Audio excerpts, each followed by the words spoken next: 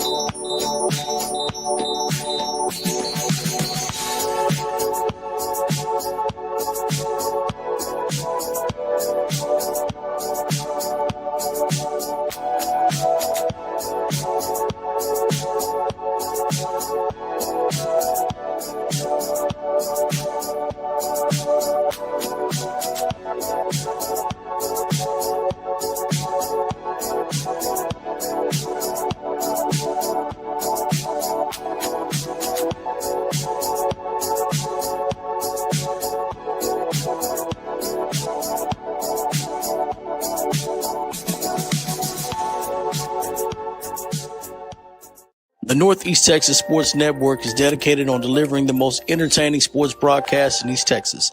And if you're interested in having your next sporting event streamed live, visit us online at netsn.live. And good evening, everyone, and welcome to bEast from the East, the season review show. It's your boy, Mr. NETSN Wrestling. Tonight we've got KO Kyle Owens, and he's back. It's Jaron Peoples, straight off his state championship appearance down there. You guys got to go, man. I'm jealous. I'm jealous. I really am. It was fun, man. It was exciting. It was fun. It was a good time. It was a good time. It didn't turn out well for all of our East Texas teams, but it was definitely a fun experience. I will say, guys, shout out to Black and Gold Tigers on Smokey. Shout out to Matt Jones, dude. Shout out to Matt Jones. Guys, I felt like that my picks this week went like the Malakoff Tigers week. It was rough.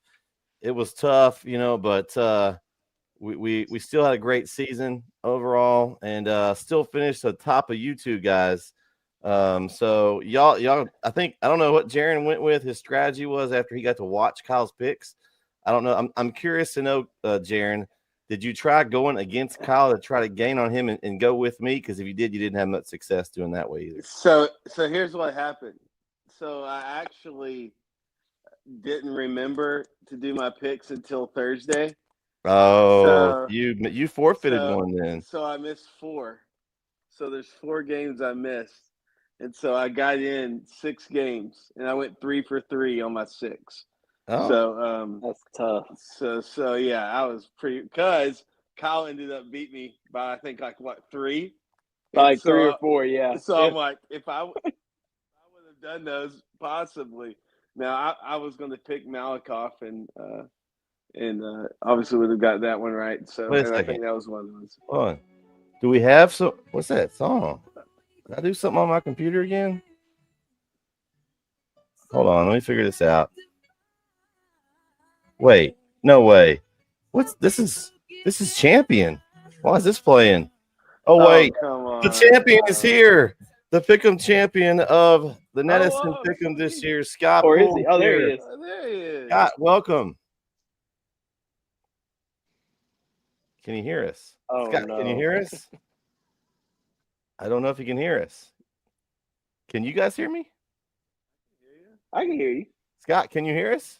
I don't know if you can hear us. We can't hear him. Oh, I think the connection. I think you could. Oh, now he's on mute. Oh, there he is. There he is. There he is. Ah, there he is. We thought we lost you for a second, Scott. We've had Can y'all your hear me? music. Yeah, we Can can y'all hear hear you. me? We I got can hear you. you. We got. Yeah. I think we might have a connection issue with old Scott. Yeah. Or Can y'all not hear me? Oh, we got you. there it is. Can you hear us? I can hear you. All right, good. Well, Scott, we're just saying that we had a rough week this week. I'm looking at this, and for your standards, this week was rough for you. 6-4. I mean, that's not like hear me? I think he's having connection problems or something. We can hear him, but it's choppy. Is he choppy for you guys? Okay, yeah. I heard the music. I heard y'all talking the whole time. Oh, okay, good. All right, Nice. good. I think you're having a little Good to be connection here. problem. Okay, so we were talking about this week. I got my Malakoff gear. The guy on Smokey sent it to us. He loves our show. Yes. But your week, you had a rough one for you, Scott. You had an off week. We had a chance to gain ground on you, and we didn't take advantage of it. Yeah, I put too much faith in Diggs and his DFW teams. Oh man, ouch. Okay, well, I mean, I understand that's tough. Man, thanks for joining us. And this week, just kind of giving you an idea, Tony Riley was our final week winner with 8. Must Coach be. Riley over there in Chapel Hill, he had 8 out of 10. That's a pretty good week. I mean, there was a lot of teams that were expected to do better than they did, and they did not do well. I felt pretty good about my picks when I submitted them in, and I only got 4 out of 4 and 6 there. I don't know what happened, but anyway, but a nice finish. Scott, tell us your secret. What is your secret of a good week in pick'em? Yeah, I put too much faith in Diggs' DFW teams, and they. Okay, so what's your strategy? Tell us what your strategy is for a good week in pick'em. Is it just pick all favorites? Is it throw a couple upsets in there? What's your strategy? Man, I try to put like 2 underdogs that I feel like really have a chance, and if they come out, it puts me that far ahead of everybody else. So I usually try for about 2 underdogs. 2 the underdogs. rest just my gut. Kyle, you making notes here for next year? 2 underdogs. I am. I'm making. Look, I got my phone out. I'm making sure that I get the notes that our champ is using, so I can compete. Even if I don't win the whole thing next year, I got to at least win the NETSN thing. I can't be losing to you again. I mean, that is your full-time job, Kyle. So you technically should be able to. I mean, you do study the teams all the time. So I mean, no. You can't try to pull that on me. No. I think 100 and something teams I'm trying to cover. I don't know all of them. Well, yeah, that's true. Okay, so and I make them tough. I try to make the games ones that are tough. That are, I don't want to see, 100 people pick and everybody picks one team. I like it to be split. So there's some good competition here. I finished up 11th. I had 107 on the season. Kyle, where you at? 103, 15th, and Jaron down at 99. Couldn't quite hit the 100 mark there, Jaron. Well, if I wouldn't have gotten my first 4, I could have. Well, it's unfortunate. Because last week I was 9-1. Thank you. I had a great week in semifinal week. Yeah. It just takes one bad week to throw you down. They don't hand out trophies for the semifinals, Jaron. That's right. No, that is right. No. So Scott, you had 125. You were clear 12 of the field. James Franks and Tony Riley were tied for second. That's a pretty nice little margin. They're going to be gunning for you next season. That's fine. That's fine. Doug Montgomery's right there too. That's one of my buddies. I Oh, think he's okay. 4th. All right. Okay. Yeah. Well, it's tough when you got that far ahead. Like you started from the first week. Like you got a couple every week. It seems like I was like, man, I just can't catch this guy. And he's even throwing shade on the comments saying who's the picking champ. Yeah, I was and trying to get a little attention from you guys. Yeah, I saw it. Kyle told me I had insider information the first week, and CM told me I was just a good guesser. So I had to come back with something. Man, keeping receipts. Yeah, Coach Prime keeping receipts, man. Well, that's motivation. That's impressive. So you, I guess you watch the show, so you can see who we pick, and you probably try to stay away from our picks. Sounds like Diggs threw you off a little bit, so you might not want to. Yeah, I mean, make the pick first.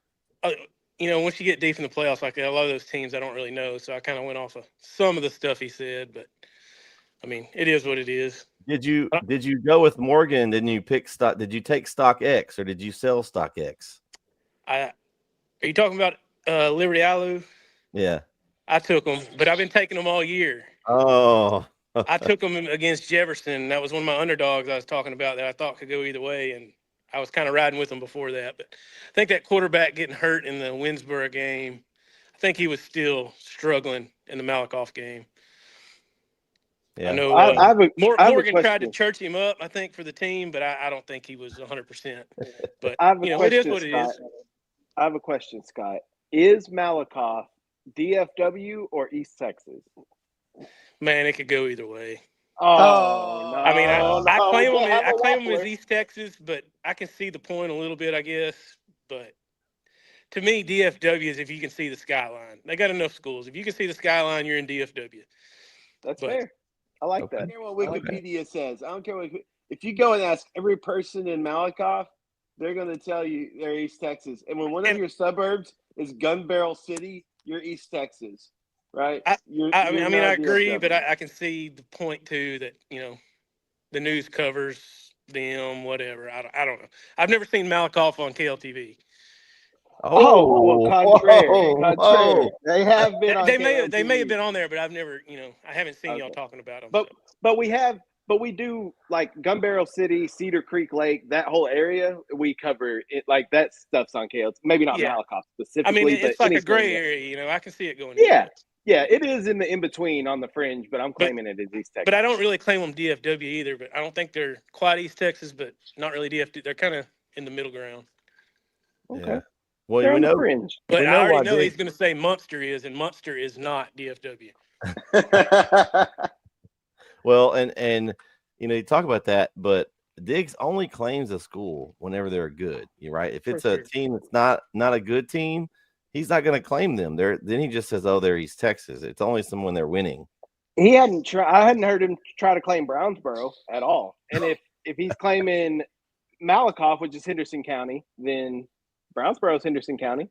So that would be their DMA as well. So he needs to cover Brownsboro, Maybank, Kemp, all of them in that area. Well, you can throw a rock from Brownsboro and hit Athens, and he's claiming Athens, So. Yeah, you never can tell. All right, so you guys went. Let's see, Kyle, you were there Thursday, Friday, correct? And correct. Jaron, was that when you were there as well? Thursday, Friday? Yeah. I got to see 2 games Thursday and 1 game Friday. So. All right, Scott, I assumed you watched all week as well. Yeah, I watched. I didn't get to go, but I watched. Okay, I didn't either. Don't feel bad. I didn't get to go either. I had something called real work that I have to do. Fortunately, don't just get to take off and go. I was working. I was working. Yeah, I know. You were working. It's okay. I was playing. I was playing. The first game on the slate Wednesday was the Munster Shiner game. Just an incredible game. These first games, these two-way games, really opened off the whole weekend, I guess you can say, in a really good way, with Munster getting the win 36-29 in just an incredible game. I did take Munster. I started off real well here. I thought after the first 2 games, I'm like, man, I'm doing pretty good. I was worried. Shiner has the pedigree. We've talked about it. They're always a good team. I can remember the Brooks brothers a few years back. and they were just dominant. And this was a battle back and forth. Munster kind of controlled it most of the game. I feel like they were the better team for the majority of the game, and just it worked out that they got the win. But I mean, this was an incredible game, and a lot of their key players are juniors, so we could see this game next year as a rematch. What do you guys think about this one? I enjoyed it. I thought it was a really good game.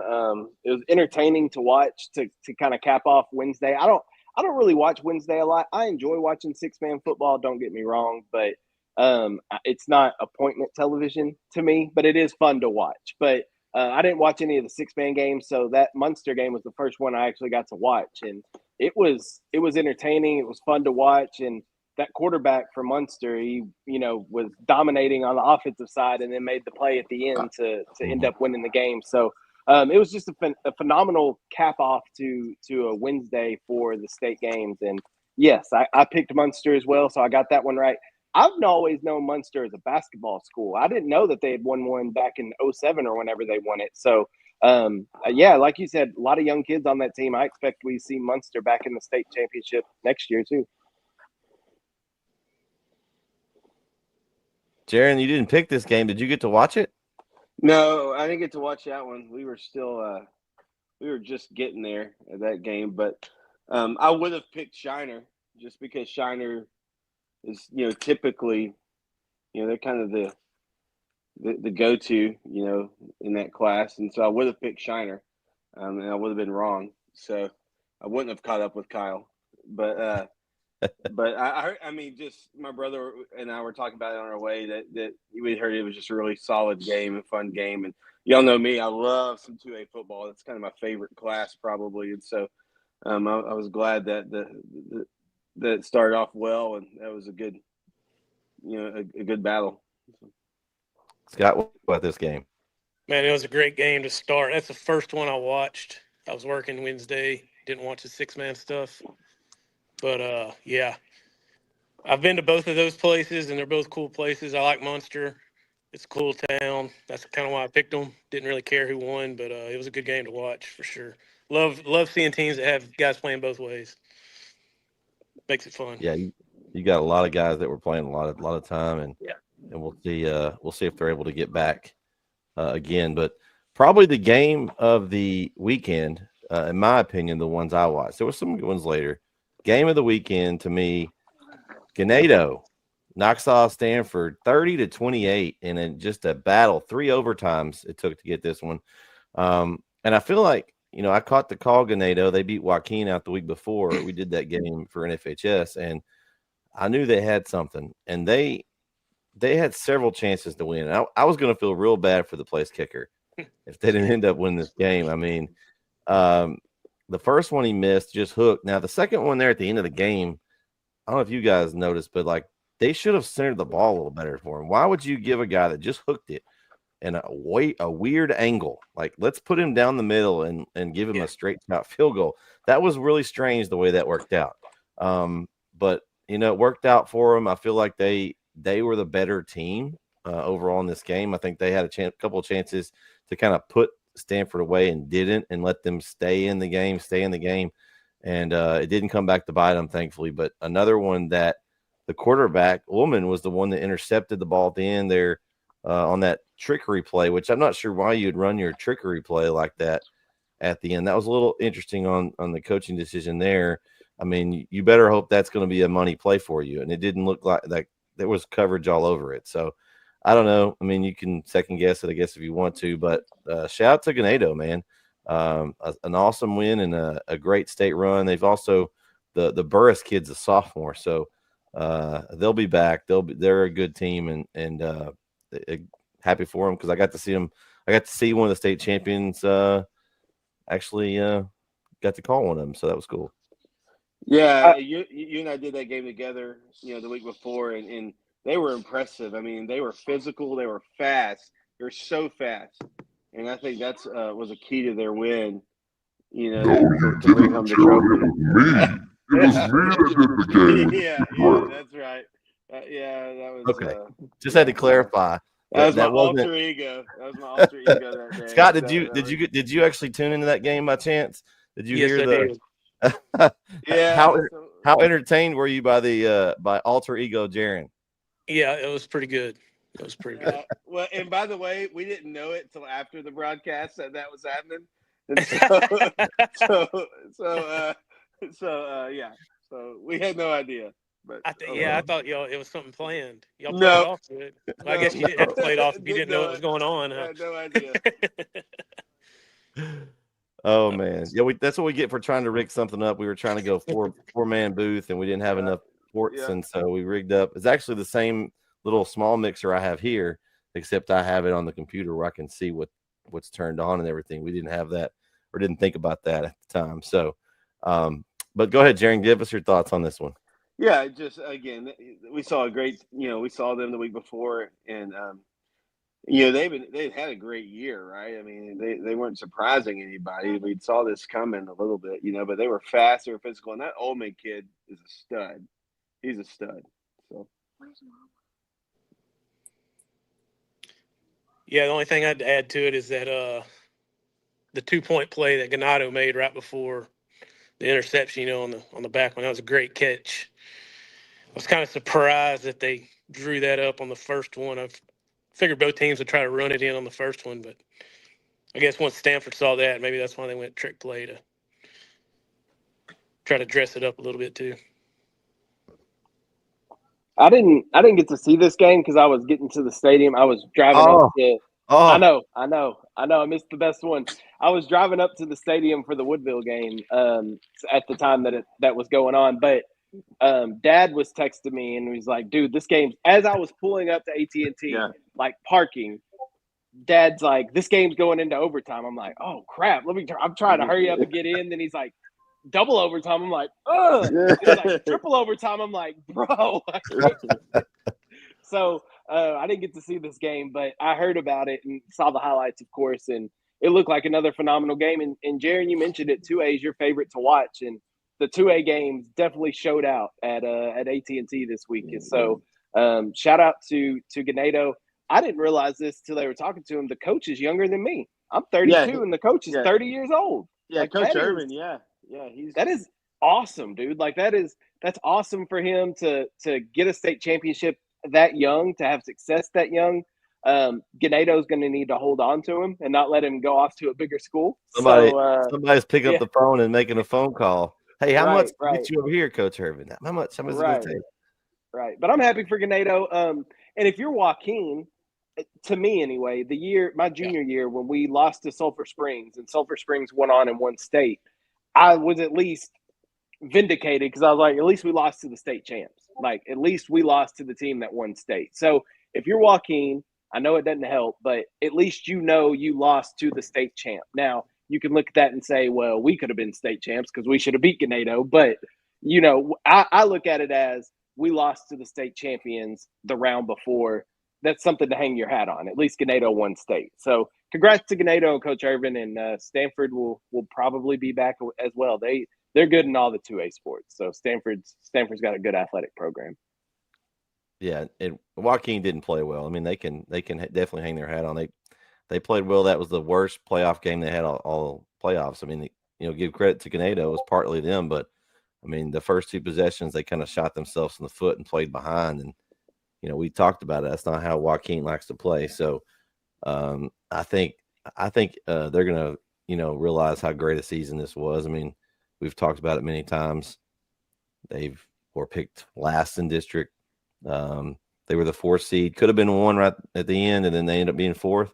Didn't matter. So, but yeah, Ganado, man, they deserved it. I thought they were the better team just watching the game the way it went, and so I was happy for them to get the win. Plus, that put me 2-0. I'm feeling pretty good at this point. I'm like 2-0, and then this Gunner team is, I'm not sure if they're ever any good or not. Gunner. I think you and I picked with our hearts, Brett, on that one. Yeah. We both called Woodville throughout the playoffs, and I thought they had something. Well, they had something special, but they hit that blue wall that is Gunner. And Gunner to me is here's my hot take. Gunner's just like a rural-ish version of Highland Park. Like they control their population, and they stay right where they want to in class and division wise. they're the biggest 3A school out there, not in population wise, but in just how they handle their population. I think so. They're Man, just solid in all sorts of sports. And, yeah, yeah, yeah. Woodville was just they couldn't do anything. I mean, yeah. Barlow, little Jerome Bettis, he I don't know if he even had any positive runs. I mean, he was He ended with like 7 carries for 13 yards or 19 yards or something like that. Me and Dad were talking about that, like, even throughout the playoff running, y'all saw him more than I did. But even the game that I saw him, like, Barlow was the bell cow. Like, he was the one that was the featured back. Like, he was the one that was getting the carries. And then I know, I think it was Zayon Williams, or maybe it was, he got hurt. Williams got hurt. Yeah. And Tavion Hunter is also does some running duties as well. But for Barlow to only get 7 carries in the state game feels like a mistake in my mind. Like, I think that's how you got there. Now, granted, I don't think if the real Jerome Bettis was back there, nobody running against Gunner's defense. Like, Gunner's defense was playing phenomenal. So, and when you're Woodville that hangs your hat on running the football, and Gunner absolutely shut that down. It was, me and Dad were talking about this. This run for Woodville this year and Lindell's run in 2020 are almost identical. Like, it's scary how identical they are, because Lindell in 2020 never made it past the second round up to that point. Finally got past the second round in 2020 and made it to the state game and got blown out by Argyle in the state game. But that year, Jordan Jenkins was the running back, and it was a run-heavy team. They didn't rely on the quarterback throwing a whole lot. Now, not to take anything away from Luke Babin, he's a good quarterback for Woodville, but he doesn't have to throw a lot because he has a strong run game. So Woodville this year never made it past the second round. This year they get past the second round, make it to the state game. They get blown out in the state game, but it's the same thing. They were a run-heavy team, and the defense that they played against shut down what they did best, and they were unable to make any adjustments offensively. And I don't think that says – I think it says more about Gunner being 3-time back-to-back state champs than it does about Woodville. Like, Woodville had an outstanding season. They ran into a buzzsaw. Like, Gunner is a modern dynasty in the 3A level right now, and there's nothing – if you're Woodville, yeah, you didn't play your best game. Probably wish you could have played a little better. But again, I don't even think the best game they would have played. Gunner's defense on Thursday night or Thursday afternoon was just – it was lights out. It was Carthage's defense on Friday, was Gunner's defense on Thursday. Like, it was just dominant. And then I hate it for Woodville, but an outstanding season, and they'll be back. They got some people returning. They're losing some key guys, but they got some people returning too, so they'll be back. Yeah, I think a lot of it too, Kyle. You mentioned that Williams went down. He was their feature back along with Barlow. You know, Hunter hadn't even been playing running back but for a few weeks, and you know, when those holes are just opening up for you, it's easy as a running back, right? You don't have to read much. You just use your athleticism. You know, you're jumping over guys. You're, running through tackles. But when you play a team like Gunter and they're clogging the holes, and now you've got to make adjustments on where you're running, things that he's not used to doing. I think that was part of it, because you could just tell he just wasn't, he's just used to running out there and maybe he breaks one tackle and he's gone, or, he was having to readjust where he goes and some things that, when you don't practice being a running back, because he had never played running back from what I was told until like the second round of the playoffs, and they caught lightning in the bottle with him. Like, he was that third person you could just throw in there, and he was doing it. So I think that had a lot to do with it. They were so, and you hit it. They're so reliant on the run. Babin can throw the ball, but they don't have a whole lot of that in their playbook, right? They're not having to line up back there, back to pass, and that's what they needed, I think, in this game. They kept just hammering the ball right at the brick wall.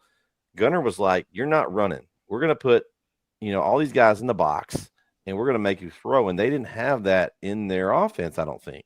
Because if they did, then why didn't they use it, right? They should have spread it out and let's throw the ball around a little bit, because the run was not working. And when it doesn't work, you've got to try something else. And they didn't feel like, to me, they had anything else to try. That game was 7-0 at halftime, which yeah. But it felt like it was 30-0. Like, on the field, it just felt like Gunner had completely dominated the game. But it was still only 7-0. So you were looking at that, and if you're Woodville, you're like, we're still only down 7-0, so you don't have to change your game plan. You could still run the football, or at least attempt to. But yeah, Gunner's defense just couldn't they stopped everything that Woodville tried to do, and then just hit a couple of big plays because Woodville's defense didn't play bad. Yeah, they Like played well too. Tarpley and Gunner's offense didn't put up a ton of yards. They just hit a couple of big plays, and Woodville's offense was just non-existent, and that's thanks to Gunner's defense. Well, and I think Coach Feisel just made some great coaching adjustments at halftime too. Obviously, I think the game wasn't going. They were, again, they were winning, but it was still a close game. And I think he made some coaching adjustments at half that really kind of separated the men from the boys in a sense on that one. So, Scott, what do you think about this game? Thought Woodville played great the first half, defensively anyway. Offense, they couldn't get anything going, but it just felt like, I don't know, it just felt like they were too conservative. And I see why, it's 7-0 against Mighty Gunner. They didn't want to screw up, but it's a state championship. You got to let it go, let it fly. And I felt like every time they did try to pass the ball, Gunner was just right in their face. Quarterback never had time to throw, couldn't get anything down the field. Gunner was running like a 4-2-5 defense, but they were bringing the 5 defensive backs up to where they were smaller, but they had a running start to meet you at the line, when they were running the ball, and they just couldn't find a hole. There was nothing there. Well, they were bringing the cavalry, like you said, because they knew what Woodville was going to do. So they were bringing. And even if Woodville would have got behind them and tried to get down the field, I don't think the quarterback could have ever got the ball off in time. It's like they just knew what was coming. Yep, it was funny. Discipline. They just know what to do, man. 36 seniors in a 3A team's insane. I don't know how that's possible, but yeah. Well, again, I told you, class. Yeah. Well, I called Tatum baseball last year, and that's who they ran up against in the regional final. And they're just, they've got a great volleyball team too. They're just a stacked athletic department.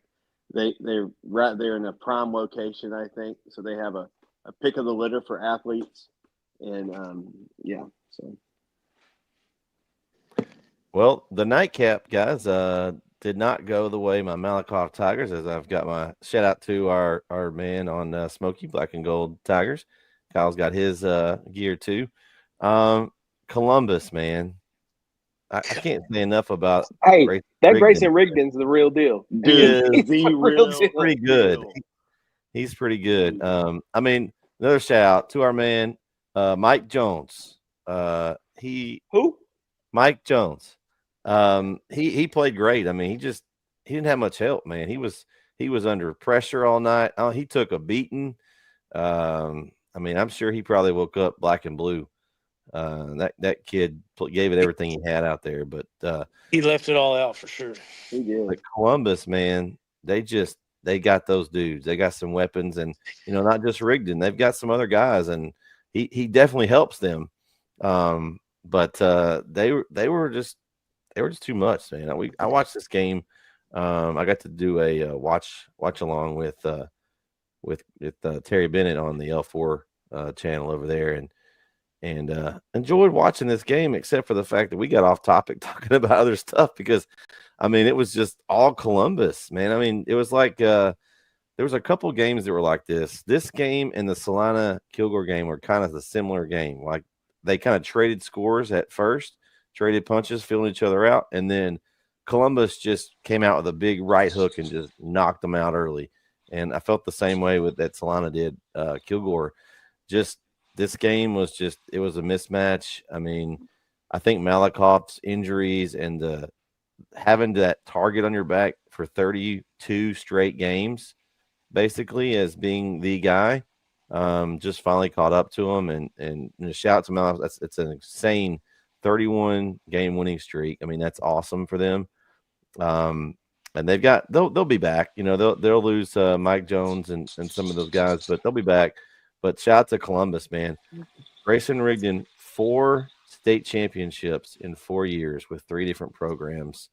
That's just that's something worth a legend right there. Dude, so I went on the Rigdon rabbit hole the other night, Thursday.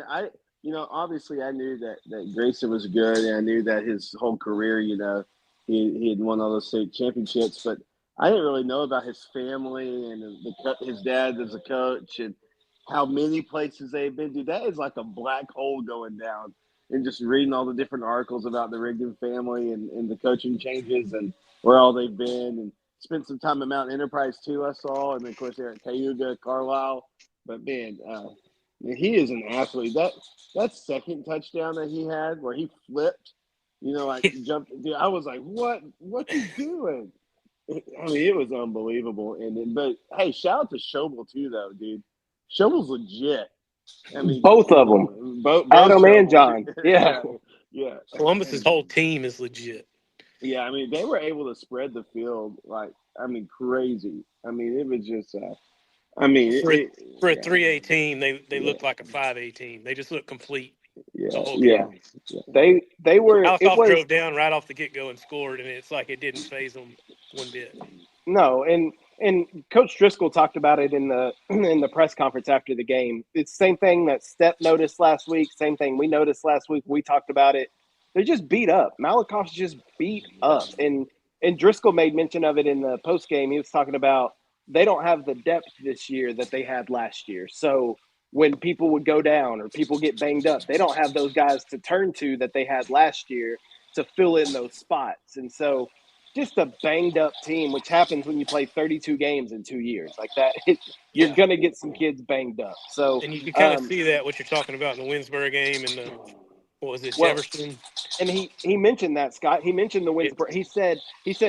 He said it really all started in that Winsboro game. He said we got beat up in that Winsboro game. He said ever since then we've been banged up. So he mentioned that Winsboro game, and I mean, yeah, Malakoff played their tails off, but Columbus was the best 3A team in the state this year. I would have loved to seen Columbus and Gunner match up. That would have been for sure. That would have been fun to watch. But I think Columbus was definitely the best 3A team, most complete. You said it. I mean, Schobel could sling it around when he needed to. You could turn around. They could do whatever they wanted. Exactly. And defensively, Mike Jones was running for his life the entire. Jerry and Hall couldn't get anything going on offense. Tennyson couldn't get anything going. Like, it was just, again, it was Woodville and Gunner game, and then the Malakoff Columbus game back to back were tough for East Texas teams because it was both of them just struggled in those games. And I mean, hats off to Columbus, and especially for what they had to go through this season, losing a player earlier in the year. Like, you like to see those stories kind of pay off at the end and kind of have a good ending. I just hate that it was against our Malakoff Tigers. Yeah, but I mean, it was storybook, right? I mean, you have the ex-NFL head coach whose son's the quarterback, nephews, and then they lose the player earlier in the season. His favorite team, they talked about it at the stadium, his favorite team was the Cowboys. They're playing at AT. I mean, it was just all, just written, but they were. I mean, I tell you, I was at that game, and my jaw was dropping the whole time. Every time they scored, every time Grayson got the ball, every time Adam threw the ball, it was just like, dude, where have these guys been? Like, I mean, they played like they had been there for the last 5 years. I mean, they weren't fazed by anything, and they were impressive to watch. Brett, Grayson Rigdon has the Will Ospreay effect. When he got the ball, it didn't matter what was going on in the stadium. If they handed it off to Rigdon, it doesn't matter. I'm watching. Focused, right? I'm focused. Put the phone down. It's the Will Ospreay effect for Grayson Rigdon, and Will Ospreay lives up to it every time. Grayson Rigdon lived up to the hype. Like, it was a pleasure to be on the same field to watch him work. Like, that was he's a phenomenal, talented athlete. Yeah, have we heard anything about? I hadn't seen anything about his injury. Have we? I've been trying to look, but I haven't seen anything. Yeah, he didn't look great. He was smiling after towards the end there, so I don't think it was. If it was something, I don't think it was. Yeah, but he had a hitch in his giddy up too, though, and Kyle probably saw that. Like, yeah, you definitely see the hitch. He's probably okay with the injury now. He's won state championship. He's probably okay now. He's got some time to rest. I told my dad before the game that Columbus. He's like, "Who's Columbus?" I don't even know. I said, "I don't know," but they got this Grayson Rigdon guy. I've heard of. I don't know if he's a running back or a wide receiver. We're like 10 minutes into the game, my dad texted me and was like, "I know who he is now." Yeah, me too. Hey, Well, hey, I'm we've telling been talking about it here. Yeah, I mean, I've heard his name, for years, but he's always been six man. I really don't pay a whole lot of attention to it. But yeah, he's for real. I tell you, just research that family and that tree, and dude, it's crazy. Yeah. It's nuts. And the quarterback too, man. I mean, like he looked like a pro quarterback. Like he wasn't taking his first read on every throw. Like most high school quarterbacks. He was finding guys, and it was impressive the whole They've got time. some MLB baseball. Some brothers, I think, are in MLB. I want to say they talked about Makes sense. Noble. Well, and one more thing about Rigdon, like it speaks to his character too, because moving schools as much as he does, to be able to have to make new friends every time you Yeah. go to a new school, like that says a lot about his character and his personality to be able to adapt to all that and still go out there and perform on the football field, on the basketball court, like not let a new place, which I'm sure is what intrigues Wyoming a lot. Like he's mature for his age because he's had to grow up and see different places almost every year. So like he has grown up, he's mature. Wyoming's getting a heck of a ball player. So I'm happy for him. Well, you brought up Will Ospreay, Kyle. The Darby Allin Will Ospreay match the other night. Did you see it? Yes, I saw it. Oh my! Darby is ridiculous. That was fun. He nearly broke his back, is what he nearly did. That was nasty. All right. Let's Friday. Man, this was another day that East Texas is going to want to forget, except for Carthage. Carthage did what they did, and they got to win 28-14 over La Vega. Now, I will say La Vega played them a lot better than I thought. I thought Carthage might run away with this game. Carthage's defense pretty much did what they want. That last touchdown was kind of an end of the game, just a giveaway touchdown. They kind of already started celebrating, but man, 10 state championships for Coach Surratt. I mean, that's just insane. And the funny thing is, a lot of these guys they've got are juniors in this group. Dude, yeah. In Waco La Vega did a good job. I'm not saying they didn't. And Cal, you were there. Y'all may have a different, but and I went on, back and forth with some guys on Twitter and Facebook, especially the second half. There was no question Carthage was going to win that game in the second half. I think, I don't know. Yes, it was tight the first game, but they came out in the second game. And you also got to think, there was 3 drop passes for Carthage in the first quarter that they typically 99% of the time catch. And that would have been a big time difference in the ball game too. So Waco La Vega did a great job. Coach Hyde did an awesome job. I don't think the game was quite as close as maybe we think, but that's just me. It wasn't. The game, I mean, it wasn't as close. The score is 28-14. It wasn't that close. That last touchdown was a throwaway touchdown. And, I mean, the first touchdown La Vega got was legit. It was the first drive. For sure. That I thought after that, I was like, we're going to be in for a good game. And then Carthage's defense tightened up the bolts. And it was, like I mentioned Gunner's defense earlier, Carthage's defense was outstanding. They were flying around. They were hitting. I made mention to the family the other day, they were playing nasty and like a good nasty, not a dirty nasty, but they were playing nasty. Like when they were getting up off the running back. Now, granted, running back for La Vega, he was a little chirpy fella. He was chirpy. But every time Carthage would get up, they would like put a forearm in his face mask because they would get up and like push off of his helmet. Like it was. But that's football. Like I don't think that's dirty. I think that's your dominance. If you make the tackle, you deserve to push off of him as you're getting up. So like, but that was every play. And the La Vega quarterback and the running back, they were running for their lives. It seemed like the running back, every time he got the ball, he was staring down red jerseys and having to decide what he needed to do and try to make a move just to get back to the line of scrimmage. Like Carthage's defense was phenomenal. I think offensively, there were some nerves early on with the drop passes, which is weird. We're talking about Carthage nerves because they're in state every year, it seems like. But I think there was a little nerves at the start, but those quickly got away. But I'm so happy for Coach Surratt. Like a phenomenal human being, a Absolutely, great person, a great coach.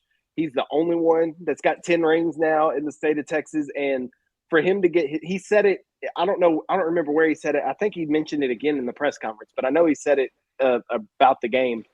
He said he would have traded all 9 of those for just one with his son. And now he's got 100%. one with his son, and he can keep all 10 of them. But for him to win it, and for Jet to win it with his dad there on the sideline, like Jet being a ball boy for all 9 of them, and then to finally get to be the man on the team to get him one. Like we talk about storybook, like it's storybook again, like with Carthage and what was even classier of Carthage and Jet Surratt.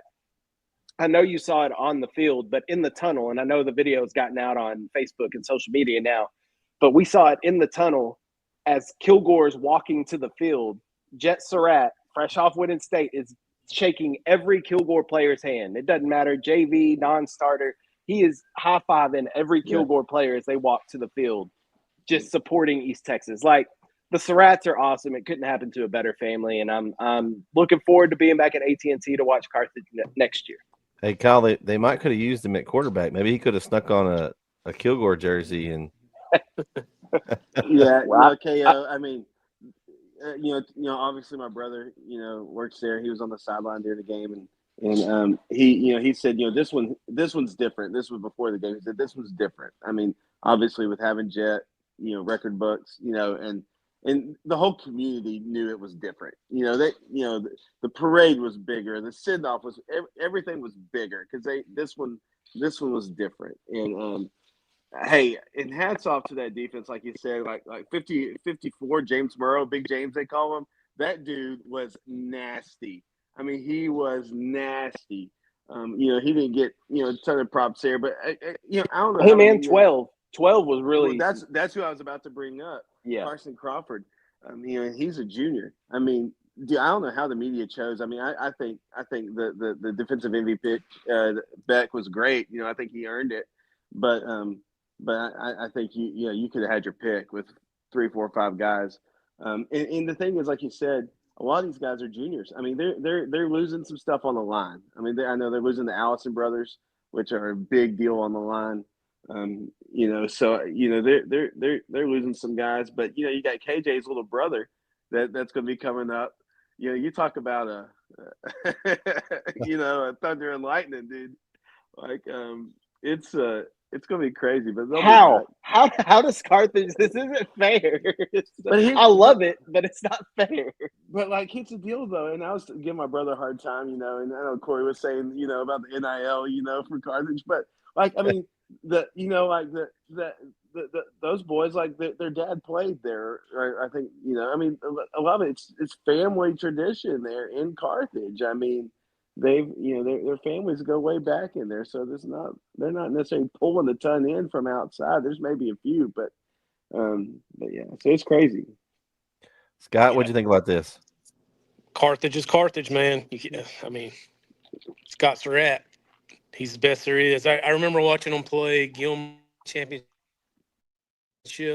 Gilmer scored like 3 touchdowns in like the first 5 minutes, and they just panned the camera over to Scott Surratt and just calm as a cucumber. And they were like, he doesn't look worried at all. And I was like, they came back and won the game, and I was just like, ever since then, it's been like ice in his veins, man. He's the best out there. Glad to see him win one with his son. Cool deal. La Vega actually played a lot better than I thought they would. Like you said, drop passes early, but Carthage is Carthage. Defense never had a doubt. Yeah, that's 2020 you're talking about, Scott, because I was sitting there watching that game before the Lindell game, and Gilmer got up 14-0 on Carthage, and then Carthage scored 70 unanswered and won 70-14. It blew them out. Like I was working offshore. I was in the Gulf of Mexico somewhere on an oil rig. Stayed up till midnight to watch it, and it was awesome. Well, I'll never forget those announcers looking at him like, most coaches would seem concerned, but he doesn't look like it. And I was just like, yeah, he doesn't. Well, and he wasn't. When you're 10-0 now in state games, I mean, I guess at one point he had won more state championships than lost playoff games. Yeah. He still has. Now he's got And it two more. still may be true. Yeah, it still may be Yeah. true now. He's one more He's got 10 rings and rings he's and lost 8 playoff games. losses. Yeah, Stupid. But you know That what's is crazy stupid. too is that's a crazy stat there. KO. You could see it from the field down where you were, but I mean, Carthage travels. I've known they've traveled, Yes. right? But golly, I was blown away. Like, I mean, it was as much as some of the DFW school. I mean, it was Yeah. crazy. I It went was to the the biggest Pleasant crowd Grove up to and that point. Carthage. Yeah.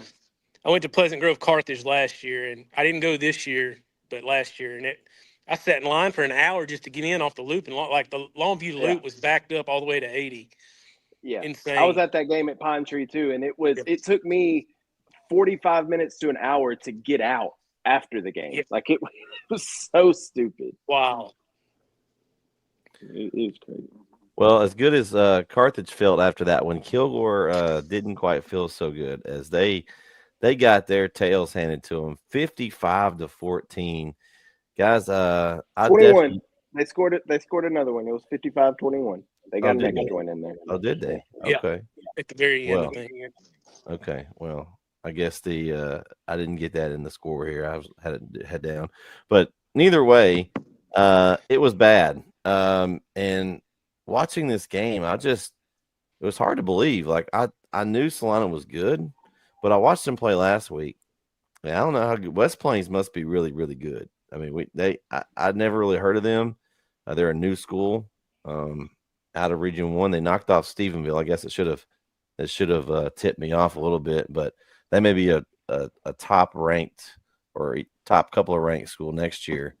I think they have a lot returning, but I mean, to think Salina almost didn't even get to this game. I mean, I thought they might lose that semifinal game. That I was watching some of that.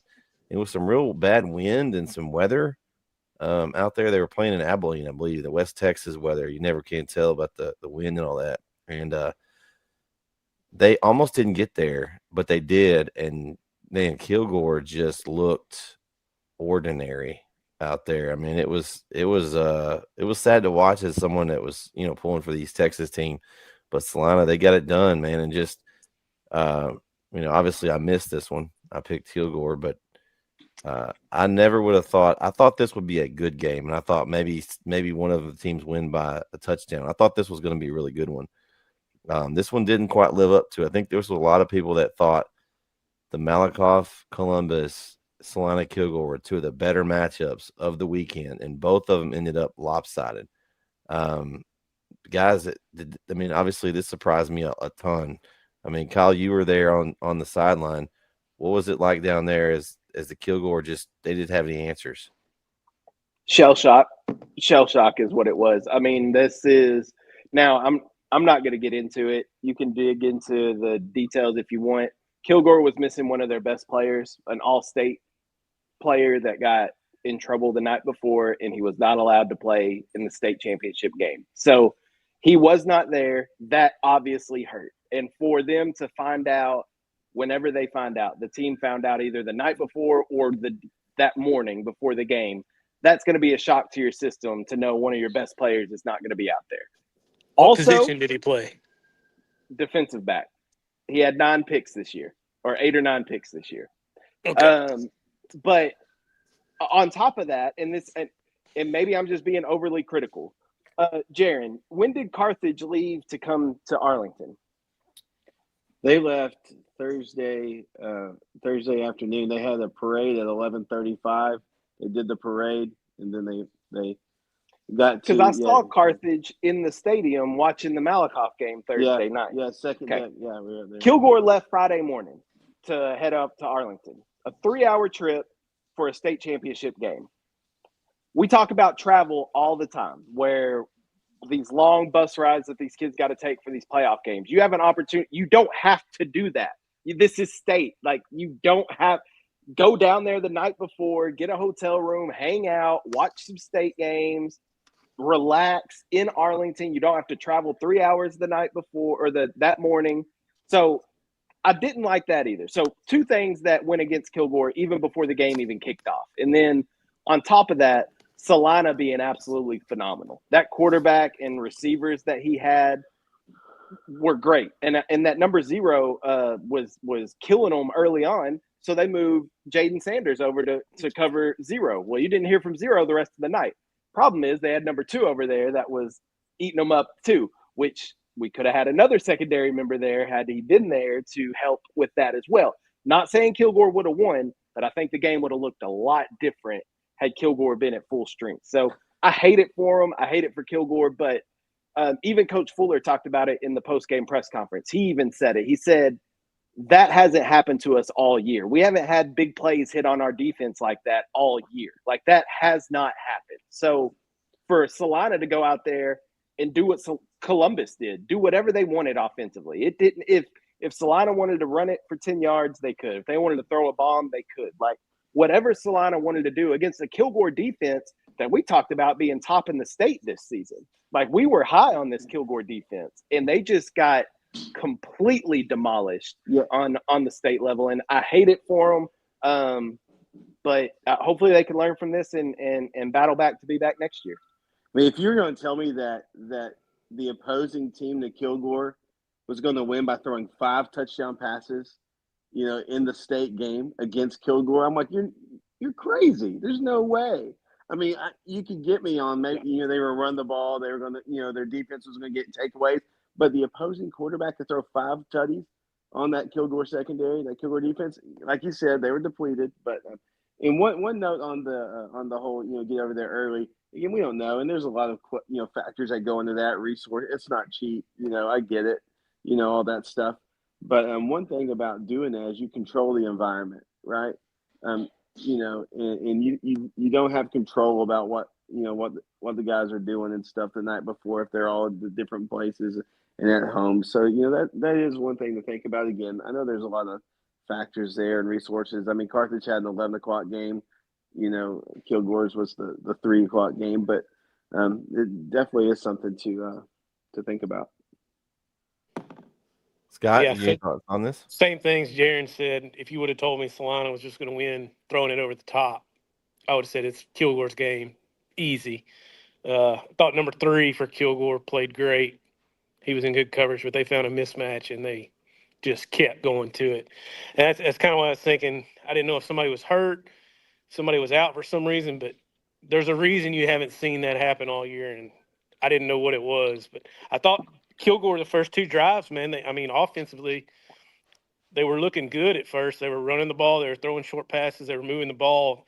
It was taking time off the clock, but then Salina, I figured the power run would, is what they'd stick to, and they did a good job of shutting it down at first. But then once they started opening up and going over the top, and it was there every time, it seemed like they just never stopped. And I wouldn't have either if I was them, but it got out of hand quick. Hey, here's my Salina hot take. I don't know if y'all noticed this, KO. And obviously Coach Elliott's a successful coach, but that's an intimidating looking dude on the sideline. Like, that dude looks scary. My brother-in-law was saying the same thing today. I'm like, dude, I ain't getting in that dude's way, man. I didn't say a word to him. I didn't even go on the Salina side. I didn't want to be anywhere near. He might be the nicest guy ever, but that dude, it's like daggers coming out of his eyes. I was like, man, that dude. He's been the coach for like 30 years. Oh yeah, too, I believe. been there forever. Yeah, and he's really successful. He might be a teddy bear. I don't know, but that dude looks scary. I was like, golly. Yeah. Anyway, that's my hot take on Salina. Man, and then the finale Friday night, Sock gets knocked off. Richmond Randall gets the win, and with a dramatic fashion there, had a field goal chance. That was an interesting kind of sequence at the end, guys. And I don't know. There's been people that have said, "Oh, this and that," but Jason Todd's been to state 4 years in a row, 1, 2 out of 4. If you say that, it's a pretty good percentage. So I don't know. It was really strange. Of course, they jinxed the kicker. He had missed all year or something, and he hooks it, and they lose. But shout out to Richmond Randall, man. They were some dudes. They had some. I hadn't really followed them a whole lot, and that's an awesome for them. That's a new program. The coach, his dad is the school's named after. I thought that's a neat take on them.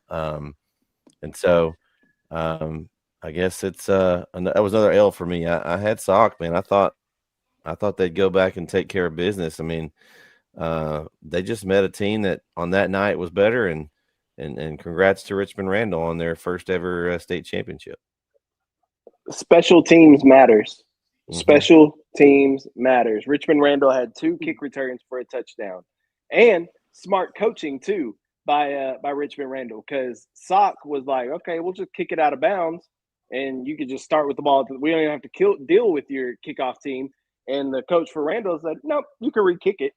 You can re-kick it.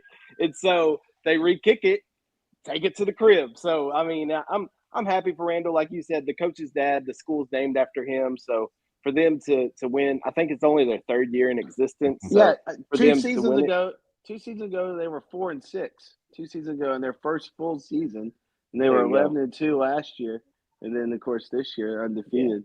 That's awesome for them. Hate it for Sock, but happy for Randall. Did anybody have Richmond Randall? Any of you guys? No, I mean, come on. I didn't think so. Yeah. I didn't think so. All right, let's move on to Saturday here. We got the big classifications up next. Man, Highland Park, man.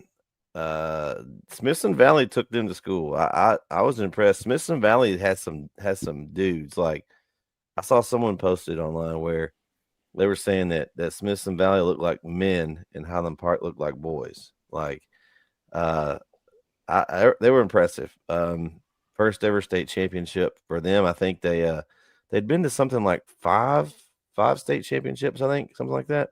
And man, I had Highland Park, but man, Smithson Valley's had other plans, and another one not in the L column for me. I was like, just give me the L. I guess I'll just keep taking them. I think I took Smithson Valley because you took Highland Park. Only because. And so this one worked out for me. So shout out to the Rangers. I made this comment the other when we were watching it though on Saturday. They are the most generic looking team. They look like a creative team on Madden or NCAA. Like, so that's why they were good. That's why they just got a good. blue helmet with the block letters, just plain jerseys, just the name, number, like no gimmicks, no crazy theatrics. They're just gonna come out here, play smash mouth football, and hit you in the mouth and win. And that's what they did. And so shout out to the Rangers. That matchup is like the winningest, 2 of the winningest coaches in Texas high school football, with of course Randy Allen, and then Larry Hill, who got his first state championship but been there several times. And so, I love going on these kind of deep, dives with some of these schools I don't, we don't get to cover a lot and hear much about. Smithson Valley is not even a town or nothing. They're just like this random school in the middle of some ranch land, and they pull from Bernie and they pull from some different places, but they don't even have a town. It's just a school in the middle of 40 acres of ranch land. But they got something going down there. Yeah, I think it was 324 wins that he had. That was first state title. Scott, what do you think about this one? Yeah, same thing. I didn't know much about them. Picked Highland Park because they're Highland Park. But, yeah, I was glad to see Smithson Valley won. I saw them. They showed something in the pregame where they were painting on semifinalists or whatever on their school board or whatever. And saw they had been deep in the playoffs a lot, but never won a state title. So it's cool to see them win one. And on the Randall, I mean, it's their only 3rd year in. They're going to be a problem. I mean, get used to hearing their name. Yeah, I agree. Another one in the L column is South Lake Carroll. I thought, they got past the Lobos and surely they're going to win state, right? Austin Vandergrift said, not so fast, my friend, as they got the win 24-17. And this game was kind of back and forth. Vandergrift got ahead there and they were able to hang on. But man, impressed with Vandergrift. I think they're a fairly new school, if I remember correctly, too. So these new schools popping up is interesting. They're able to win quickly. I wonder, and it's weird how I don't know how they do it in all the ISDs, but how they're able to pull kids from other schools. If they, hey, come over here, we got this new school. It's a football school over here. We want you to be real good. I'm kind of curious of how that works, but it's like we see these schools pop up all the time, and all of a sudden they're like, boom, they're good. Very strategically. That's how that works. Very strategically. But there was a lot of, and the kind of the theme of this weekend was there was either schools that had tradition, like Gunter, Carthage, and Solana, and then there was a lot of new schools that got state championships. So kind of a good mix here overall. So what do you guys think about this South Lake Carroll and Austin Vandergrift game? I liked it. Shout out to the Vipers of Vandergrift for getting me another dub in my pick'em because you picked South Lake Carroll, so I went with Austin Vandergrift. Hal, you'd have had a terrible week if you weren't trying to like go against me here. I know. So shout out to you. But no, I thought it was a really good game. It was I think probably I would say the game of the day on Saturday. I think Vandergrift and South Lake Carroll was a really competitive game. I wanted Riley Dodge to win because at his alma mater, South Lake, get him one as a coach. But South Lake's got enough championships. It's time for some other schools to start winning them. So happy for Vandergrift to finally get them one. Jerry, what do you think about this one? Well, I gloat all the time about North Texas and East Texas and DFW is what I'm considering North Texas. But this year, Austin and Houston and South Texas kind of called our shot a little bit, and I just don't want to have to go down to a state championship at NRG. I want to keep it up here, so we need to get our act together. But no, I mean it's good to see some new blood in there, like you said. The new school thing, it is a little interesting. You see the same thing with some of the Frisco schools, but yeah, no, I mean, you had, a program that's been there a lot versus a new school. Like I say, it was probably a better game. That next game that we'll talk about was the one that just kind of was an incredible game for me. But yeah, so I thought it was interesting. It was a good win for an Austin school. What do you think, Scott? Yeah, I expected South Lake to blow them out, but Vandergrift had other plans. Glad to see somebody else win besides South Lake. Kind of makes the Long Beach loss a little easier to take. But yeah, I figured South Lake would win it. Glad Vandergrift got in there though. In the final game of the football season, North Crowley all over Austin Westlake, 50-21. Man, this was a blowout, guys. And I kind of, I figured that Duncanville, North Crowley, that was going to be the de facto state game. Of course, we didn't think Westlake would be here. With these two teams weren't even who we kind of thought would be here, or I did. And I thought we're getting a North Shore Duncanville game again. And North Crowley, man, they got some guys. I don't know how many D1 players they've got on their roster, but it's a bunch. I think they said 25. I think they said 25. Gosh. Well, we should have known with the season they had last year and most of them being juniors. Like we knew they were bringing back some studs. I just think it's like, but they're going to face Duncanville, right? I mean, it's just kind of like, but they cemented themselves with their own identity this year, I think, and I think they're going to be a team to watch, and I don't think they're going anywhere in the next year or two at least. So I think next year they're just going to move up and go to college ranks, right? They've got enough D1 guys they can start their own college football team. I mean, dude, that receiver was phenomenal. Quentin Gibson. He's going to Colorado. His stats this season were stupid. He had like 92 catches for over 2,000 yards and 39 receiving touchdowns. 39. That is stupid numbers. And he was on full display Saturday night. The quarterback, Jimerson, that's going to UNT.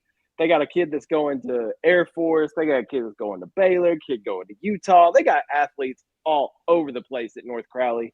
And Westlake's got some D1 athletes too. Like, Westlake's not a scrub. Like, for what North Crowley did to Westlake just speaks on how good North Crowley actually is, because Westlake's not a scrub school. So I'm happy for North Crowley. They did it for the city, for the 817 for Fort Worth. They brought a title back. I think, didn't they say the first title since like the 1930s? At the biggest classification for Fort Worth ISD since like the 1930s. So Fort Worth is back. thanks to North Crowley, and I'm happy for him. Happy for Coach Gates to win him a title. Scott, what do you think about this game?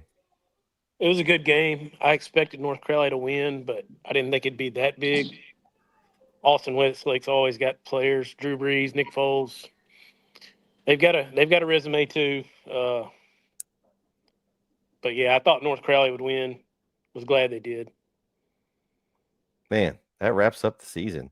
I got a couple things to as we close here, guys, to mention. So, some surprises, biggest surprises this season as far as teams that may have been somebody that wasn't on the radar that made a big run or just made the playoffs, and then some disappointments for the year, like teams that we expected to do big things and they didn't live up to the expectations. Any that stick out to you guys here in the East Texas area? Joaquin, sure, right? I mean, That's what I would think. The biggest surprise for me is the Joaquin Rams. I mean, New obviously coach. they went. I think a couple of them. Obviously, Joaquin is a big surprise, but a couple of them that surprised me is Grand Saline this year going undefeated.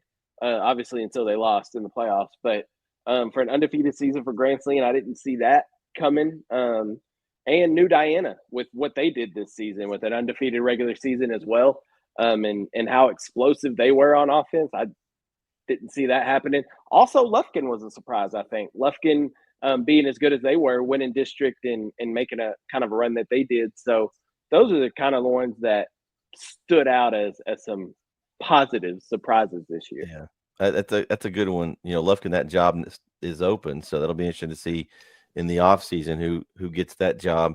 One I say it's a disappointment when you lose Terry Bussey, but Timpson was a little disappointing to me. I thought with JJ Garner and they had some pieces returning, I thought they would make a little bit of a better run than they did. They kind of ran out of gas. I think Gardner was injured, so I'm pretty sure that the city of Timpson would consider a little bit disappointment of how well they did this year.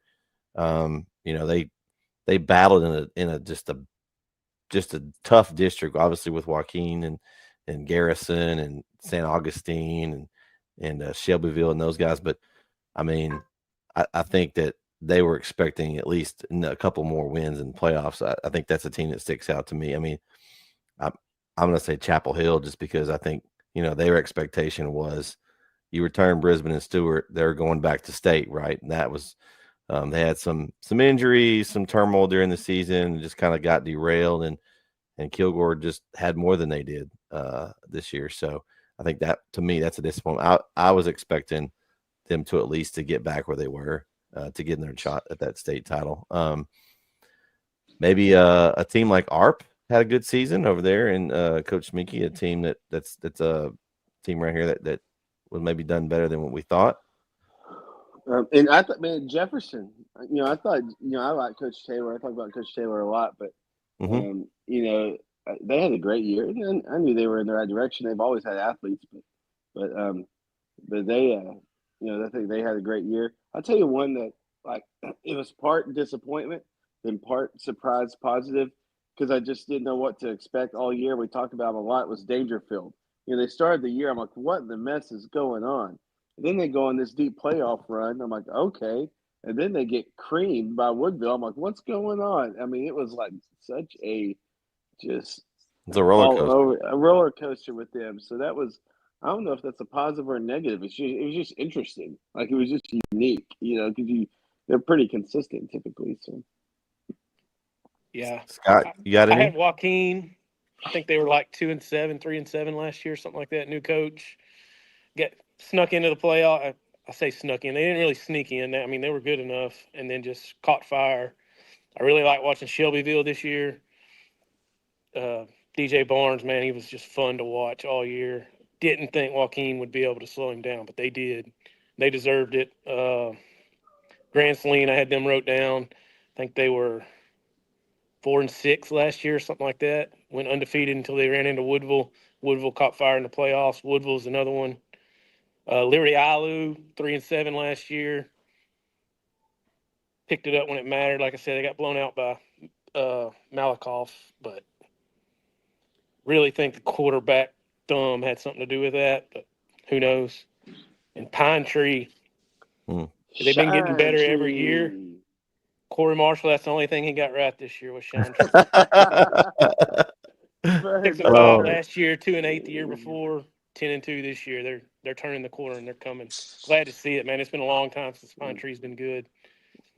Coach Bachman does a great job. I mean, he comes from a huge pedigree, with his family, and so he does a great job over there. And I think they might have won a few more games if Cates, the quarterback, doesn't get injured. For sure. That really hurt them in the playoffs. They tried to play him in that last playoff game, and he just hardly could move. I watched a little bit of that game, and that just really hurt them. He was a guy that could do a lot of things for them on offense, and not having him, it really affected them. A couple more I wanted to mention real quick was, I hate to see what happened to Colt Sparks and Sabine. I think they had a bright future and just such a dynamic athlete, to see him go down like that. And you can tell that just took the wind out of the sails, for that team.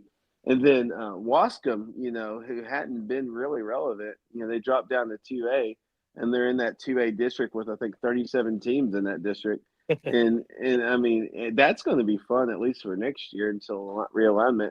I mean, because that's a scrappy district, and I think you're going to have some teams come back in that district that are going to be something to watch. So, my disappointments, I had Timpson. I still thought they'd be good. Chapel Hill, thought this was the year. Y'all talked it up.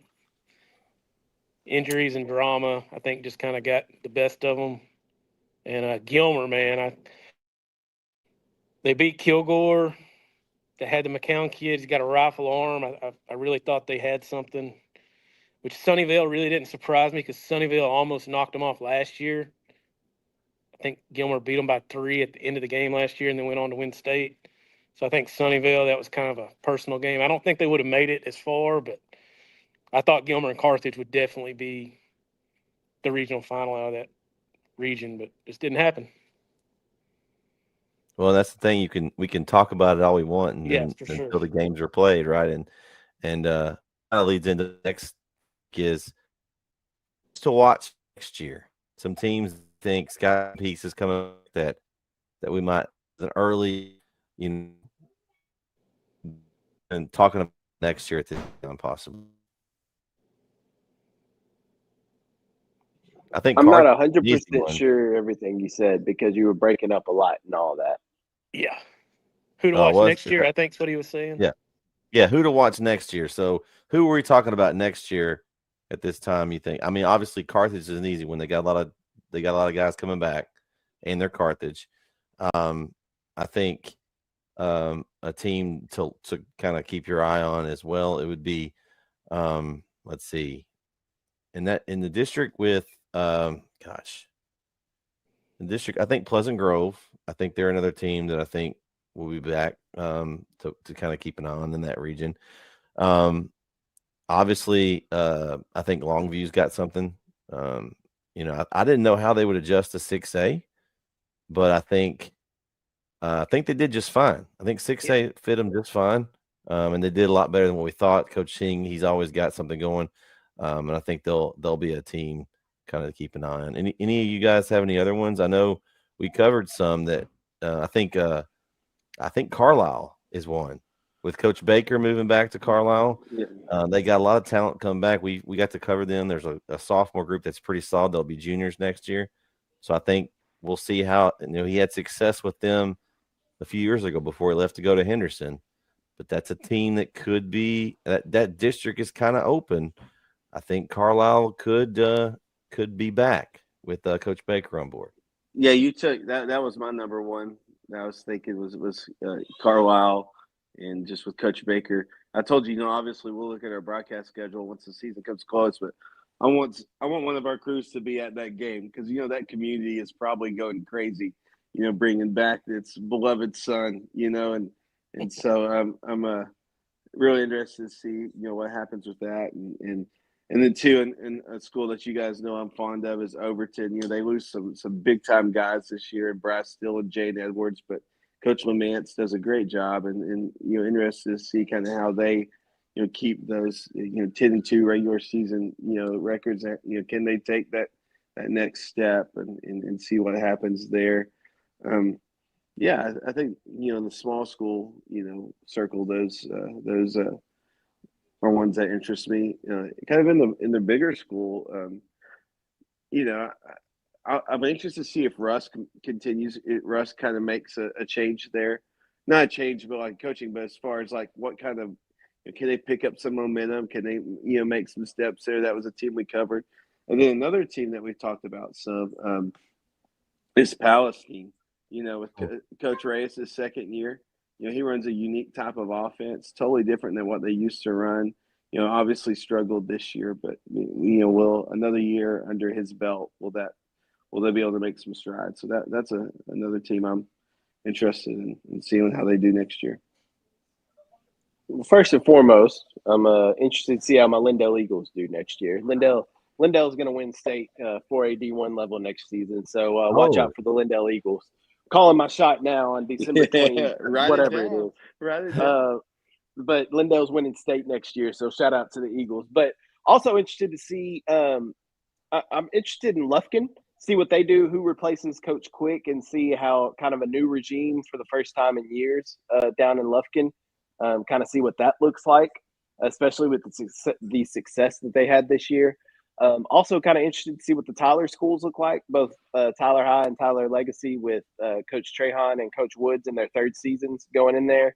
Again, both teams have had success, and East Texas is better. Corey talks about it all the time. East Texas is better when Tyler schools and Lufkin and Longview are good.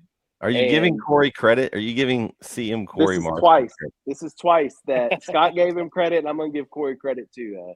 But he is right. Those teams are good. So I'm interested to see how those turn around. But in the small school ranks, you said it too. Y'all took it from me. Carlisle. I'm interested to see Coach Baker going back to Carlisle, see what he can do there. And then just kind of all the dust hasn't settled yet, but there's been some coaching changes. So for the schools that have coaching changes, I'm interested to see how they look next season, because obviously you're making a coaching change for a reason. I'm interested to see how those teams look next year. Henderson's an interesting job, Kyle. Now they've got. I think that's a good job. You got good facility. Well, I say that the crap they went through this year with the superintendent stuff wasn't great, but I think it's a good job. Like, they got good facilities. It's a good program. Like, they got tradition.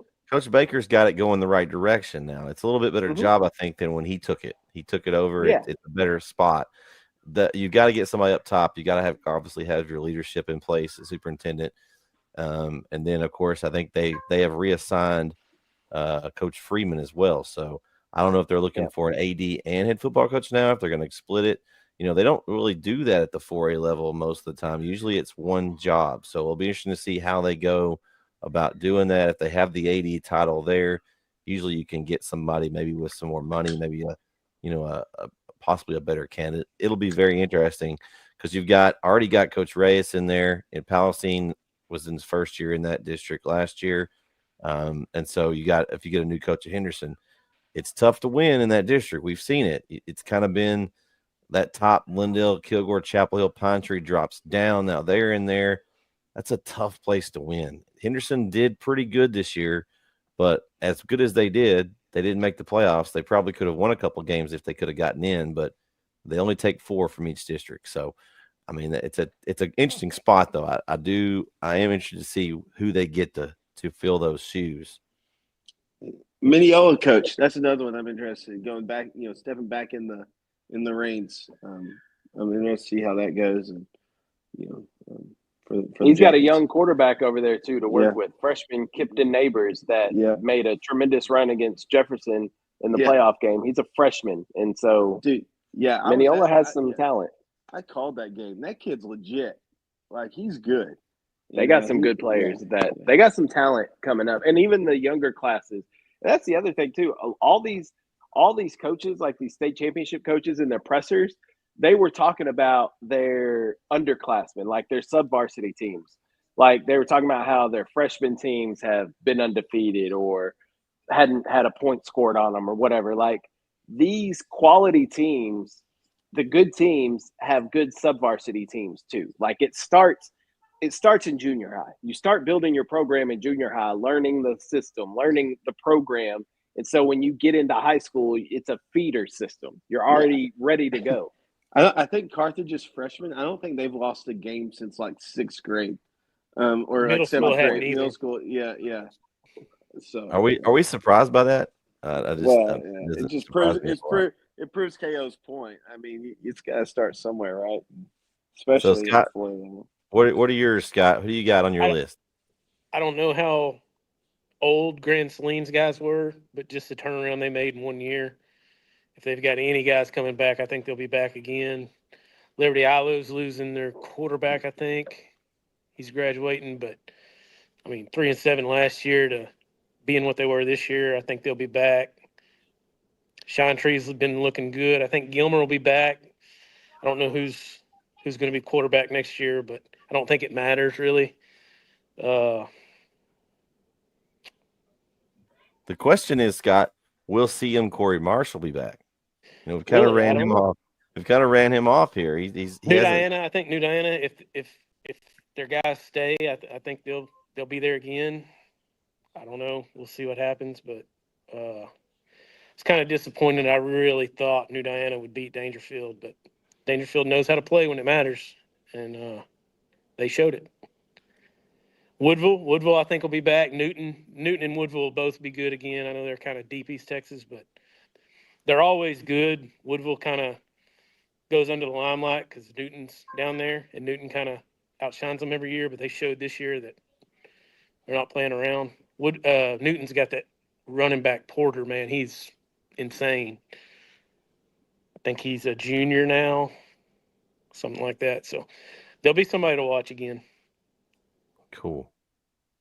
Hey, guys, did y'all see how the Eagles did today? Just asking for a friend. Commanders. Kyle's going to go off. Oh, he's off. No, He's he's out gone. I knew that would get him.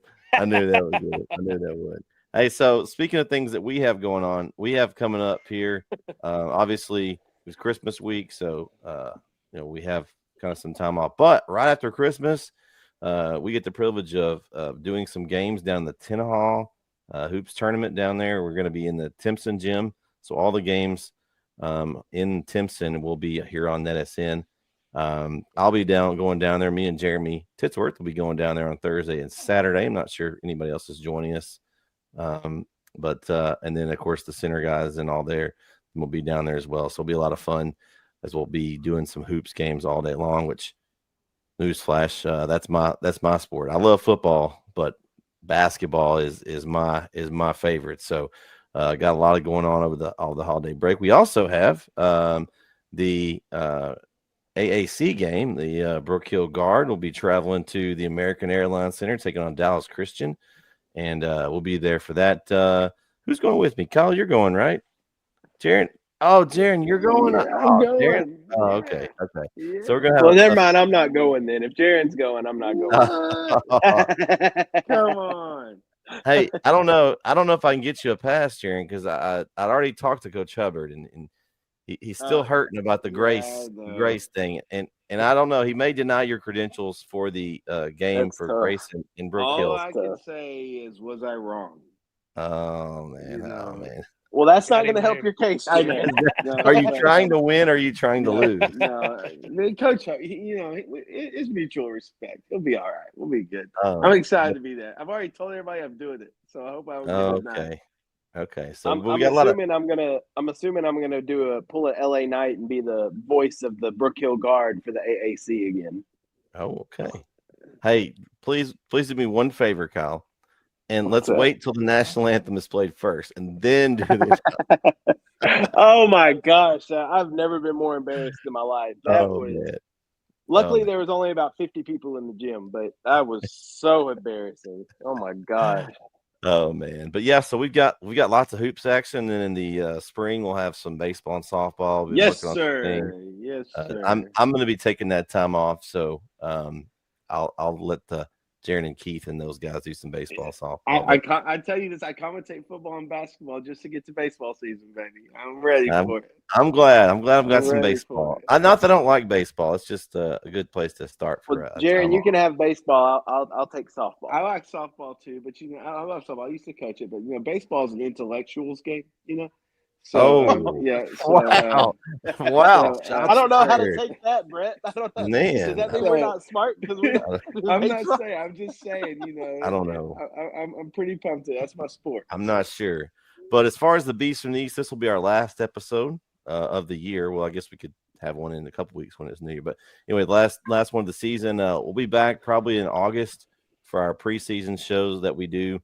We'll talk about our preseason poll and some things. I'm thinking about making some changes and some of that, but we'll find that out here in next August. But man, it went by fast, guys. This was a fast football season. It was a lot of fun. Scott, thanks for joining us tonight. Congratulations again on your pick. You'll have to defend it now. You have to come back to defend your for sure. for all the people that are trying to come after you. What do you got to say for it? Come on, let's go. I'm excited. I'm glad that we had a record number of people pick this year. It was crazy numbers, and so hopefully everyone enjoyed it. And we'll be back. And just one last applause for Scott as he won the contest. And thanks for joining us tonight. I've got a lot of people to thank tonight.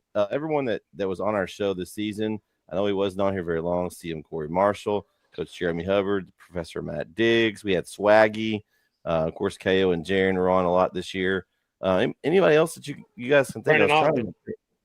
What's that? Yeah, Brandon was Ogden. on the game or two. Yeah. Oh, yeah, Brandon Ogden made an appearance. That's right. Right. He's busy a lot of times, but he did sneak on for a camo. I think that was everybody that was on this year. It was a lot of fun. Second season, Beast from the East was huge numbers. I'd like to thank everyone for sharing our stream and everything.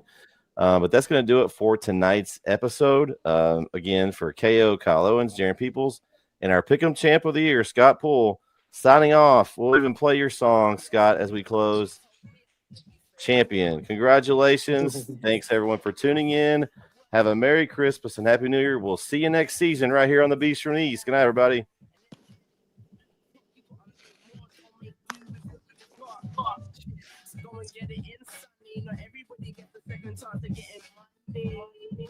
Or even getting peace, so you got to feel the hunger in your tummy. I'm always pushing myself to the limit, making sure I stay ahead. You made me who I am from the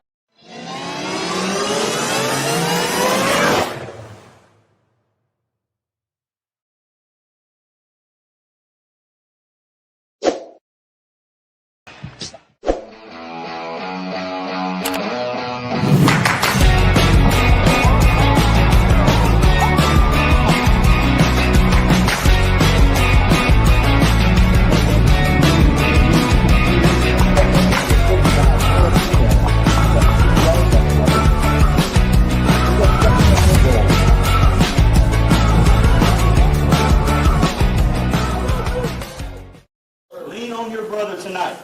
Let your brother count on you every play tonight. Okay? And then come out and have fun. The gates are locked. Ain't nobody getting out now. They can't run. The gates are locked. Let's bring the fight to them, guys. Yes, sir. Hey, brother. Let's pray.